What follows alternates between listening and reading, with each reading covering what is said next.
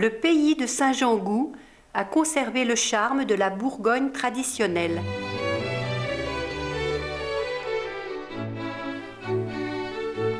Le clocher octogonal de l'église est inspiré de celui de Cluny. Son origine remonte au XIIe siècle.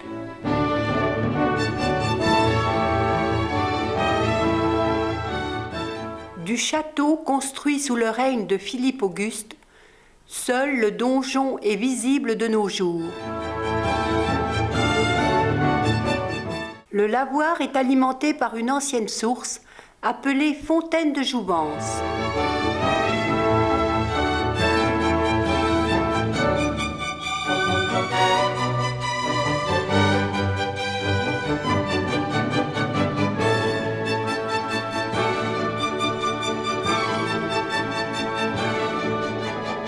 Un remarquable escalier en encorbellement se détache d'une façade du XVIIIe siècle.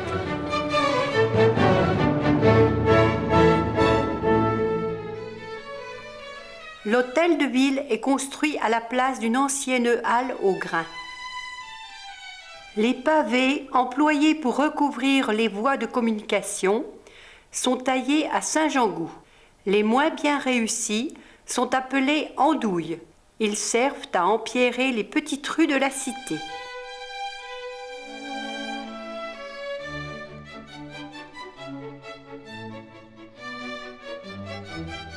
Le quartier du Pontet possède un exemple d'architecture bourguignonne à pans de bois, remarquablement conservé.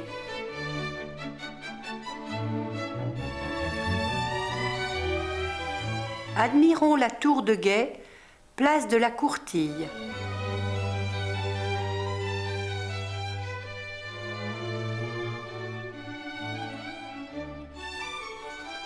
À la Renaissance, les arquebusiers viennent s'entraîner à la tour François Ier.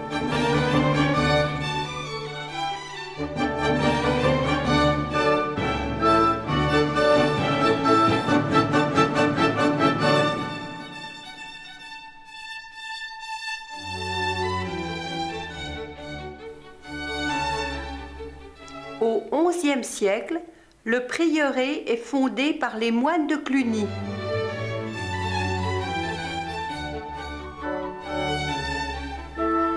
Une échauguette domine la rue du Commerce.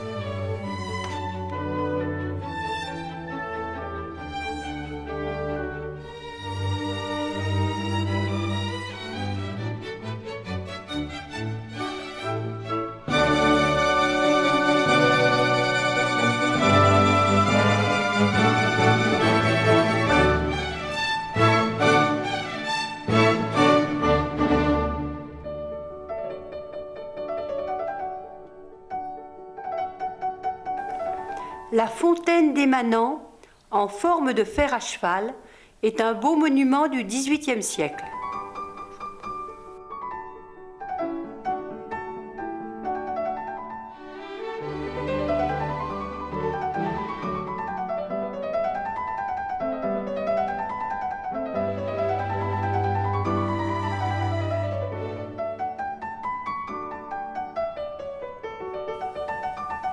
La cave de Saint-Jean-Gou commercialise un excellent Bourgogne.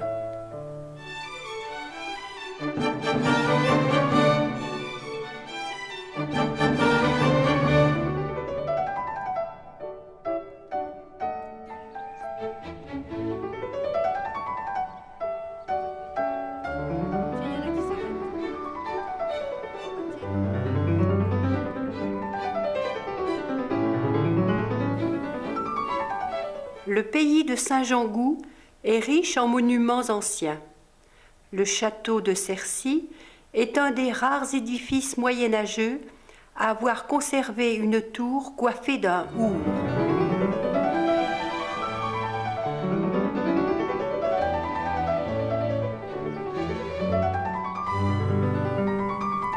Construit au XIe siècle, l'église romane de Chapèze possède un majestueux campanile de style lombard.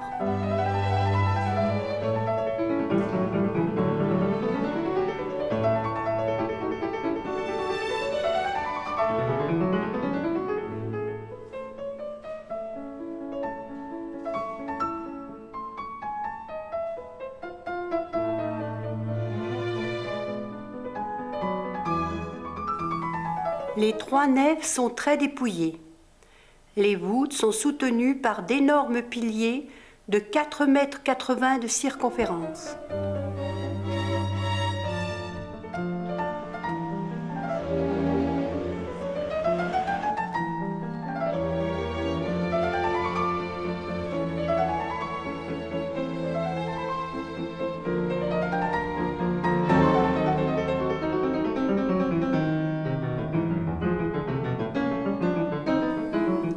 Le bourg de Brancion est protégé par des remparts du XIVe siècle.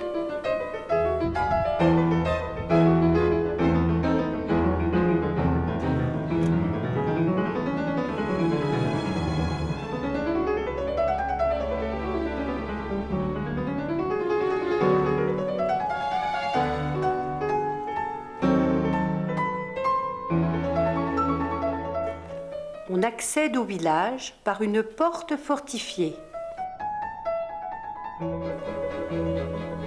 Les rues sont bordées de maisons médiévales.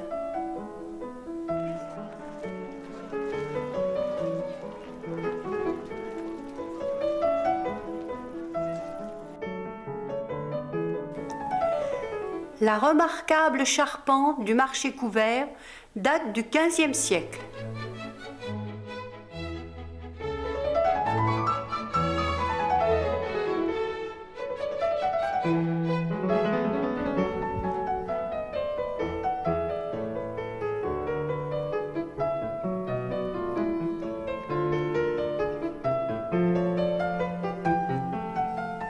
L'église Saint-Pierre, de style roman, abrite le gisant de Josserand IV de Brancion, cousin de Saint-Louis, tué pendant la 7e croisade.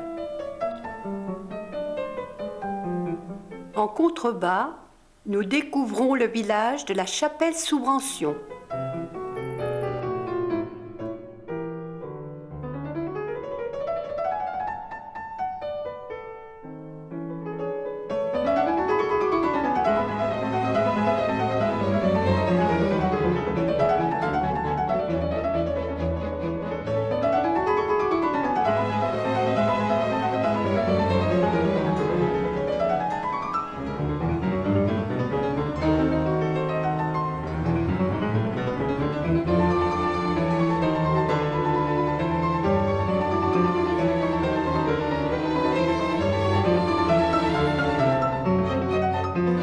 Construit après les guerres de religion par Antoine Dublé d'Uxelles, gouverneur de Châlons, Cormatin est un des rares châteaux de l'époque Henri IV conservés en bon état.